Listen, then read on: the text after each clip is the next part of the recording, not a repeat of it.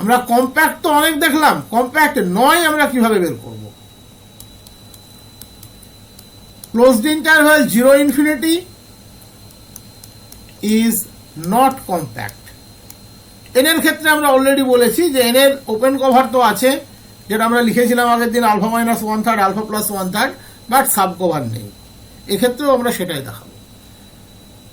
এক্ষেত্রে একটা সেট দিয়েছে এইচ ক্লোজ 0 ওপেন ইনফিনিটি। একটা জিনিস মনে রাখবে, কেউ কম্প্যাক্ট নয় এটা দেখানোর জন্য এটা দেখাতে যাবে না কখনো যে তার কোনো কভারই নেই, তা কিন্তু নয়। তোমাকে দেখাতে হবে তার কভার আছে বাট ফাইনাইট সাব কভার নেই। কভার আছে এটা কিন্তু আগে দেখাতে হবে। তাই এটা দেখাতে চেষ্টা করো না যে তার কোনো কভারই নেই, কারণ কম্প্যাক্টের ডেফিনেশন বলছে তার যদি কভার থাকে ফাইনাইট সাব কভার থাকবে, তাহলে প্রথমে কভার কিন্তু শো করতে হবে। কভার অলরেডি আমি তোমাদের এটা দেখিয়েছিলাম। আমরা ধরে নিচ্ছি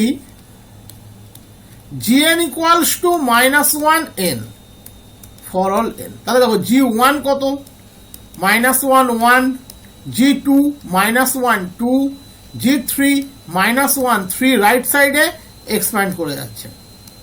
তাহলে অটোমেটিক্যালি এর ইউনিয়ন যখন নেবে, 0 তো এখানে বসে আছে -1 থেকে 1 এর মিডিলে, তাহলে ওটা ক্লোজ স্যাটিসফাইও করে যাচ্ছে। -1 এর মধ্যে 0 আবশ্যিক আছেই, তার মানে এর ইউনিয়ন 0 ইনফিনিটিতে কন্টেন করবেই। দেন H contained in union of n belongs to n gn.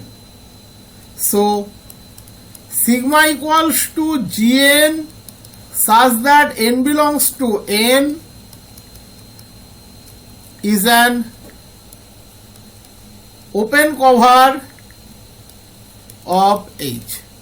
H এর ওপেন কভার। আমাকে দেখাতে হবে এর কোনো সাব কভার নেই। দেখো কমন সেন্সে 0 ইনফিনিটি মানে কি বলবো, যাকে তুমি বাউন্ড করতে পারছো না তাকে ফাইনাইট সংখ্যক টার্ম কিভাবে কন্টেন্ট করবে, কখনোই সম্ভব নয়। সেটাই একটু থিওরিটিক্যালি দেখানো, তার জন্যই প্রমাণটা করিয়ে দিচ্ছি, কনসেপ্টটা যেন থাকে। However, if gn1 gn টা আমি ধরে নিচ্ছি একটা finite sub collection gn1 up to gn K be any finite sub collection of sigma. ধরে নিলাম এটা যে কোনো একটা ফাইনাইট সাব কালেকশন, যে কোনো arbitrarily. Then let m equals to supremum of n1 n2 nk। এদের ম্যাক্সিমাম ভ্যালুটা আমি ধরে নিলাম m, ইন্ডেক্সগুলোর ম্যাক্সিমাম ভ্যালু m। তার মানে আমরা যদি এদের ইউনিয়ন চয়েস করি, gn1 union gn2 union gnk, automatically এদের সুপ্রিমাম যেহেতু m, তাহলে এদের ইউনিয়ন হবে gm।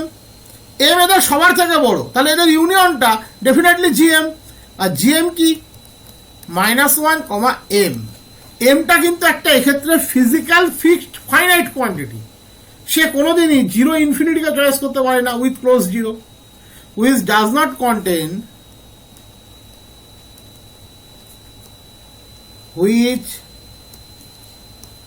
not contain H equals to close 0 open infinity. Thus, no finite subcollection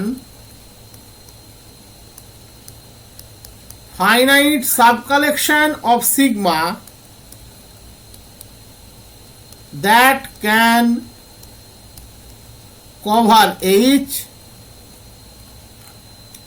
hence H is not compact. H compact নয়। Next আমরা তিনটে দেখাবো বলেছি টোটাল। ওপেন 0 1 অলরেডি আমরা বলেছি ওপেন এবি কম্প্যাক্ট নয়।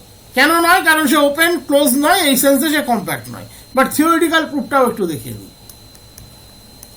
This is not compact.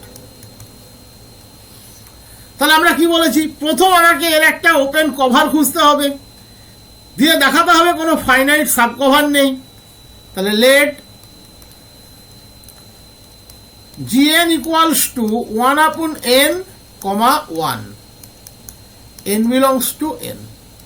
n এর মান 1 দিলে হচ্ছে 1 1, এটা নেওয়া যাবে না। 1 1 এর মধ্যে কি এলিমেন্ট থাকবে? কিছুই নেই। n এর মান 2 দিলে তার মিনিমাম g2 থেকে স্টার্ট করতে হবে এখানে। হাফ 1, 3 দিলে 1/3 1, 4 দিলে 1/4 1, 1টা তো একই আছে, ও এস এর মধ্যে ওপেন ইন্টারভ্যাল 0 1, আর আরেকটি এক্সপ্যান্ড করছে কার দিকে? 0-র দিকে। তাহলে ঠিকই আছে, আরবিটারি ইউনিয়ন নিলে 1/n 0 খুব ক্লোজ হয়ে যাবে, দ্যাট ইজ এস কে কন্টেন করবে। Then open interval 0 1 contained in union of n belongs to n, 1/n, 1. So sigma equals to gn such that n belongs to n is an open cover of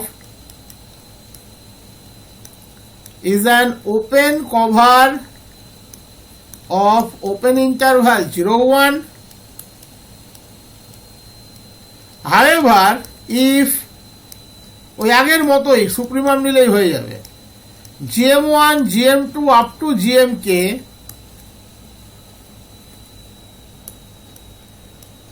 be any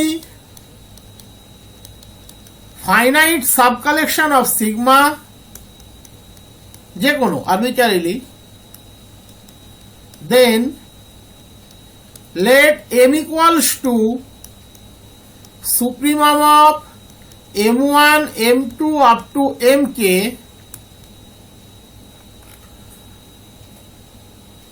যেহেতু এমটা ওদের supremum, একদম আগের কনসেপ্টেই gm1 union gm2 union up to union gmk equals to gm, definitely এটা 1/m, 1.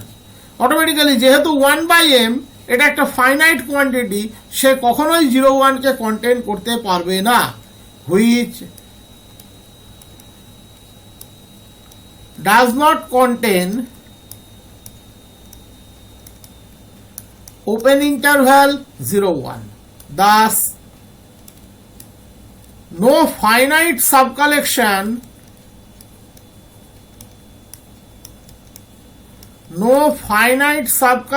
of sigma that can cover 0 1.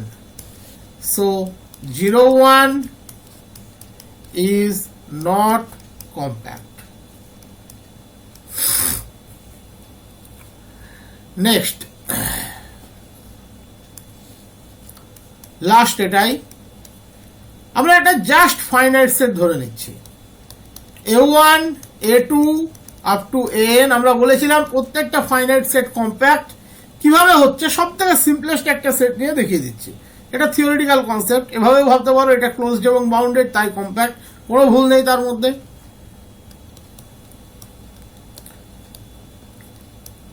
is a compact set.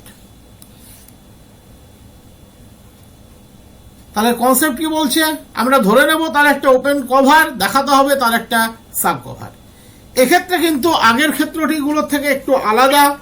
আগের ক্ষেত্রগুলোতে আমরা দেখাচ্ছিলাম যে সব কিছু বলবে, আগের ক্ষেত্রগুলোতে আমরা দেখাচ্ছিলাম সে কম্প্যাক্ট নয়। এই স্পিকারটা বন্ধ রাখো। আগের ক্ষেত্রগুলোতে আমরা দেখাচ্ছিলাম, এই কারো স্পিকার আছে, স্পিকারটা বন্ধ রাখো।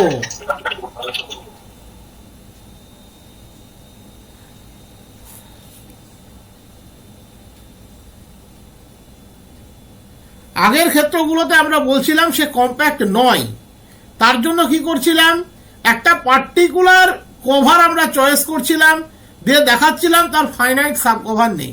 এটাই হওয়া উচিত। আমরা কি জানি, কোনো কিছু থিওরিটিক্যালি প্রমাণ করতে গেলে আরবিট্রারি সেন্সে প্রমাণ হয়, আর যখন কোনো কিছু আমরা ডিসপ্রুভ করি পার্টিকুলার সেন্সে ডিসপ্রুভ করি। এগুলোর ক্ষেত্রে আমরা পার্টিকুলার একটা কভার নিচ্ছিলাম, যে দেখাচ্ছিলাম তার ফাইনাইট সাব কভার নেই, কারণ ডেফিনেশন বলছে কেউ যদি কম্প্যাক্ট হয় তার প্রত্যেকটা কভারের ফাইনাইট সাব কভার থাকতে হবে। এবারের প্রমাণটা কিন্তু ডিসপ্রুভ করা নয়, প্রুফ করা। তাহলে এক্ষেত্রে আমাদের প্রত্যেকটা কভারের সাব কভার দেখাতে হবে, দ্যাট ইজ কভারটি আমরা চয়েস করবো কিন্তু arbitrarily. Suppose the family sigma equals to a lambda such that lambda belongs to the index set, এটা arbitrary sense is an open cover of A। আমি ধরে নিলাম এটা ওর ওপেন কভার, তাহলে A contained in arbitrary union of A alpha।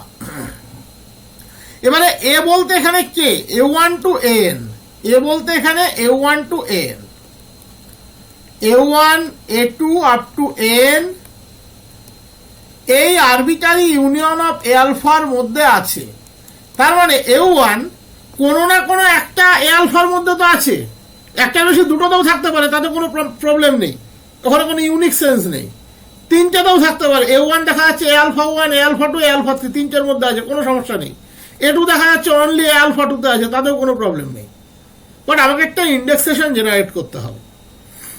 a1 কোনো না কোনো এ আলফার মধ্যে আছে, a2 কোনো না কোনো এ আলফার মধ্যে আছে, একটির মধ্যে অবশ্যই থাকবে, একের বেশিও থাকতে পারে।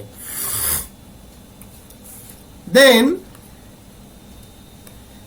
as a1 belongs to a, so a1 belongs to a alpha 1, আমি একটা ইন্ডেক্সেশন ক্রিয়েট করছি for some alpha 1 belongs to the alpha. Similarly a2 belongs to a alpha 2 for some alpha 2 belongs to alpha. ওকে, তুমি বলতে পারো a1 a2 যদি একটাতেই থাকে তাতেও কোনো প্রবলেম নেই, এ আলফা 1 এ আলফা 2 মিলে যাবে, কোনো সমস্যা নেই তাতে। আমি জাস্ট একটা ইন্ডেক্সেশন ক্রিয়েট করছি। তাহলে A alpha n A n belongs to A alpha n for some alpha n belongs to alpha.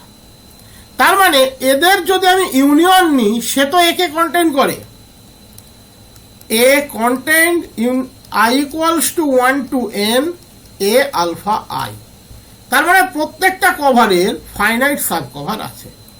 This shows that every open cover of A has a finite subcover. So A is a compact set. তাহলে এক্ষেত্রে আমরা প্রমাণ করলাম যে সে compact set. তো এই ছিল আজকে টোটাল কম্প্যাক্ট সেট, আর কিচ্ছু থাকলো না। তোমরা মেন যে জায়গাগুলোতে গুরুত্ব দেবে আমি আবারও বলে দিচ্ছি, এই ধরনের এক্সাম্পলগুলো ক্লোজড অ্যান্ড কম্প্যাক্ট, এই যে এখানে 1 2 3 যে ধরনের এক্সাম্পল করালাম এগুলোর উপরে গুরুত্ব দেবে, এটা এমসিকিউ এর জন্য বেশি লাগবে। ক্লোজডের সাথে কম্প্যাক্টের প্রপার্টি কি, কম্প্যাক্টের হাইনি-বোরেল থিওরিম আর কনভার্স অফ হাইনি-বোরেল থিওরিম, কারণ এখন এই ধরনের এমসিকিউ অনেক আসে যেখানে প্রথমে স্টেটমেন্ট দিয়ে দেওয়া হয়, দিয়ে জানতে চাওয়া হয় এটা কোনটা। মনে রাখবে হাইনি-বোরেল কনভার্স অফ হাইনি-বোরেল একই ব্যাপার, হাইনি-বোরেল প্রপার্টি আলাদা কিছু নয়, জাস্ট হাইনি-বোরেল থিওরিমেরই একটা পার্ট। আর Bolzano Weierstrass theorem from Heine Borel, that is Bolzano Weierstrass theorem, ওখানে যা ছিল এখানেও তাই আছে। এখানে শুধু এস সাবসেটে, এস এর রেসপেক্টে এটা বলা যে এস যদি একটা কম্প্যাক্ট সাবসেট হয়, এস এর প্রত্যেকটা ইনফাইনাইট সাবসেটের যে লিমিট পয়েন্ট হবে সে অবশ্যই এস এর মেম্বার হবে, ওই সেটের মেম্বার নাও হতে পারে, এস এর মেম্বার হবে। আর কোন কোন সেট জেনারেল সেট কারা কম্প্যাক্ট হয় না, যেমন closed interval 0 open infinity N Z, এইভাবে মনে রাখবে, 2 একবার দেখে নেবে তাহলেই হবে।